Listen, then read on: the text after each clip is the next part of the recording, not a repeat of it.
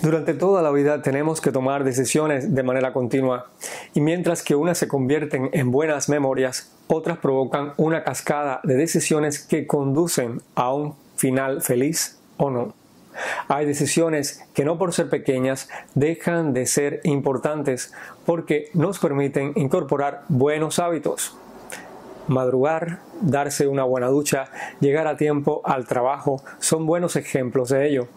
Pero también hay grandes decisiones que a la larga influyen y cambian poderosamente nuestras vidas, como casarse, emigrar, iniciar una carrera universitaria, ir al gimnasio, firmar un importante contrato de trabajo o comenzar un nuevo negocio.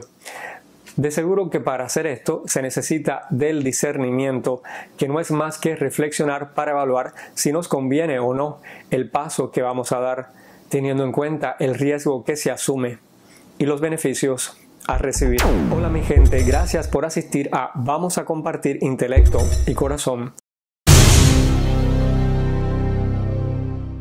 Toda decisión es precedida por un conflicto que surge cuando se tiene que hacer una elección ante una situación que presenta varias alternativas. A veces estresante, pero casi siempre novedosa, incierta o riesgosa. Hoy te voy a presentar una buena estrategia para que sepas qué hacer ante una decisión difícil. Esta estrategia te va a ayudar a usar la lógica y a tomar una decisión racional. Por eso no esquives el problema, míralo de frente para hacerte consciente de este, analizarlo y poder comprenderlo desde tu presente para que a la vez te motive a querer buscar la mejor solución.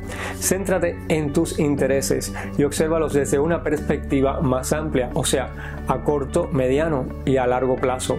Sé optimista y mantén una visión positiva acerca de la decisión que tienes que afrontar. Aunque te enfrentes a una noche oscura y no todo sea de color de rosa, mantente optimista y con una actitud positiva, porque esto te permitirá confiar en tu capacidad para asumir la situación que afrontas y verla como una oportunidad para aprender. Sé objetivo, o sea, examina los hechos y no te dejes llevar por los falsos juicios, ni tampoco dejes que tus emociones te dominen y te cieguen. Evita pedir opinión a personas que presenten conflicto de intereses con tu situación o situaciones similares, porque no te será útil, ya que no podrás ver la situación desde otro ángulo más amplio. Piensa en las posibles soluciones para resolver dicha situación, mirándola desde todos los puntos de vista que se te ocurran. O sea, comienza a buscar las opciones o alternativas a tu situación, no importa cuántas sean y si son válidas o no.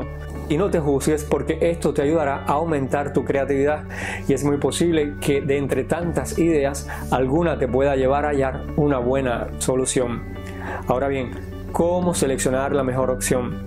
Pues evaluando las probabilidades de acertar que tus expectativas se cumplan. Por ejemplo, este trabajo que añoras te permitirá ganar más dinero y también catapultarte a donde sueñas llegar.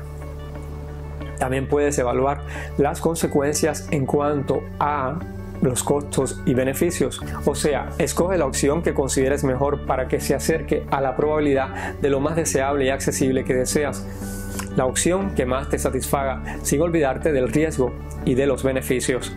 Y como te habrás dado cuenta, a este punto ya puedes tomar tu decisión. Aquí solo te corresponde escoger la mejor opción, o sea, la más conveniente. Para ello primero deberás examinar si ésta responde a tus necesidades, a tus intereses y a tus objetivos, y si tienes los recursos que necesitas antes de pasar a la acción.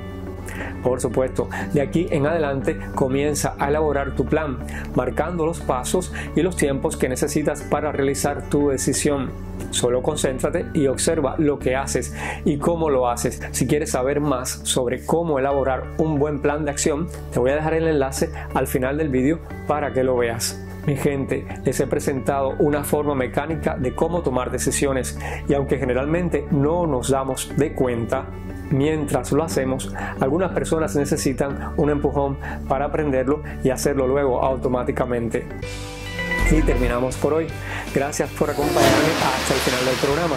Les exhorto a compartirlo, a darle me gusta y a suscribirse. Recuerden que su bienestar me interesa y que los quiero mucho. Un abrazo. Agur.